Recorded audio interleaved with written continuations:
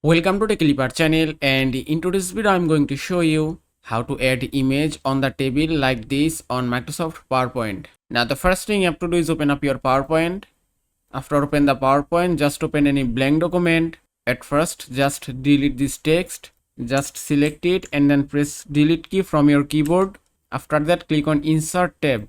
Now from here at first you have to create a table. Just click on tables option and select your row and column. If I select 6 into 6, just click here and you can see in my document table has been inserted successfully. Now just resize your table. You have to increase your table size. Just put the cursor here, then you can increase your table size. Now just center your table.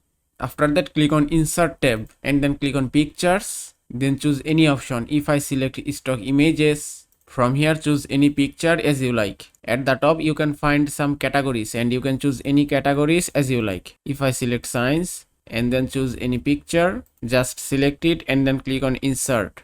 And you can see picture has been added successfully. Now resize your picture with table size.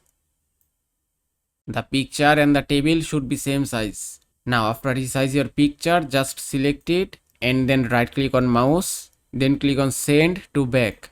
Now select your all the table and then click on shading, then click on no fill option, and that's it. You can see on the table the picture has been added successfully. And that is how you can add picture on the table on Microsoft PowerPoint. I hope this video was helpful. If it was, please give it a thumbs up and don't forget to subscribe.